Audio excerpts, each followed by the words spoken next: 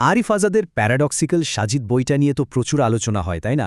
আজকে চলুন এই বইটার একেবারে ভেতরের মূল যুক্তিগুলো একটু সহজভাবে ভেঙে দেখা যাক। তো চলুন বইটার গভীরে যাওয়া যাক। এখানে সাজিদ নামে একটা দারুণ ইন্টারেস্টিং চরিত্রের সংলাপের মাধ্যমে বিশ্বাস, বিজ্ঞান আর দর্শনের মতো জটিল সব প্রশ্নের উত্তর খোঁজার চেষ্টা করা হয়েছে। বইয়ের পুরোটা জুড়ে আসলে সাজিদের এই বুদ্ধিবৃত্তিক জার্নি আর তার যুক্তি খণ্ডন করার পদ্ধতিটাই দেখানো হয়েছে।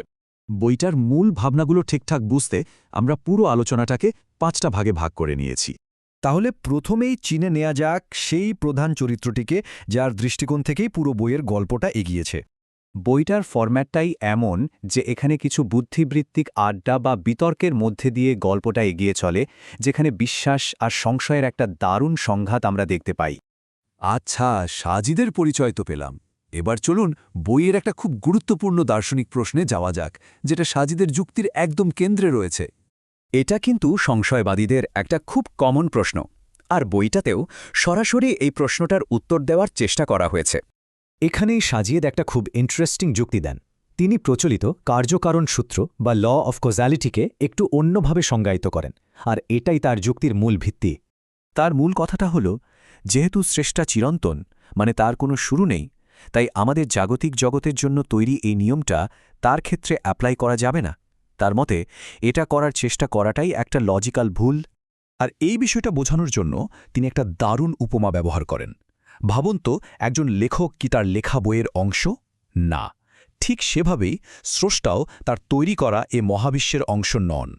বেশ, স্রষ্টার অস্তিত্বের পর বইটা আরেকটা বহু পুরনো কিন্তু জটিল বিতর্কের দিকে আমাদের নিয়ে যায়, মানে তকদির আর মানুষের স্বাধীন ইচ্ছার মধ্যেকার দ্বন্দ্ব।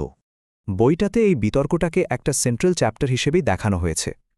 প্রশ্নটা হল, সৃষ্টার সবকিছু জানার ক্ষমতা আর মানুষের স্বাধীনভাবে সিদ্ধান্ত নেওয়ার ক্ষমতা, এই দুইটা ধারণা কিভাবে একসাথে সত্যি হতে পারে? মানে মূল প্রশ্নটা হল, ঈশ্বর যদি আগে থেকেই কিছু জানেন, তাহলে কি ব্যক্তির নিজের পছন্দ করার ক্ষমতা শেষ হয়ে যায়? সাজিদ এখানে যুক্তি দেন যে কোনো কিছু জানা আর সেই ঘটনাটা ঘটানো দুটো এক জিনিস নয়। এবার আসা যাক আরেকটা খুব আলোচিত বিষয়ে, ধর্মগ্রন্থ আর আধুনিক বিজ্ঞানের মধ্যে যে আপাত সংঘাত দেখা যায় সেটা নিয়ে। কোরআনের বিরুদ্ধে একটা সাধারণ অভিযোগ হল এর কিছু আয়াতকে বৈজ্ঞানিকভাবে ভুল মনে হয়, যেমন সূর্যের অস্ত যাওয়া নিয়ে এই আয়াতটা। সাজিদের যুক্তিটা নির্ভর করছে এটার ব্যাখ্যার ওপর, মানে এখানে আসলে কি বোঝানো হচ্ছে। সাজিদ এখানে যুক্তি দেন যে এটা কোনো বৈজ্ঞানিক স্টেটমেন্ট নয়, এটা আসলে একজন ব্যক্তির দৃষ্টিকোণ থেকে করা একটা বর্ণনা। ঠিক যেমন আমরা আজও বলি সূর্য ডুবছে, যদিও আমরা জানি সূর্য আসলে ডোবে না, পৃথিবী ঘোরে। এটা হলো চোখে দেখা একটা ঘটনার বর্ণনা, কোনো মহাজাগতিক ফ্যাক্ট নয়।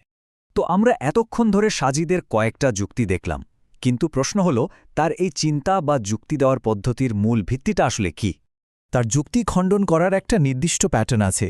তিনি প্রায় প্রতিপক্ষের প্রশ্নটাকেই নতুন করে সাজান, সহজ উপমা দিয়ে জটিল জিনিস বোঝান আর দার্শনিক যুক্তি ব্যবহার করেন।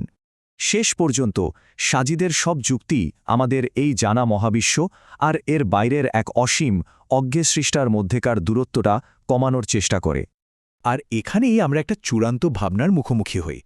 বইটা নিঃসন্দেহে একটা ইন্টারেস্টিং ফ্রেমওয়ার্ক দেয়, কিন্তু এই যুক্তিগুলোকে কি নিরেট প্রমাণ হিসেবে দেখা হবে, নাকি শুধুই দর্শন হিসেবে? এটাই হয়তো পাঠকের জন্য মূল প্যারাডক্স।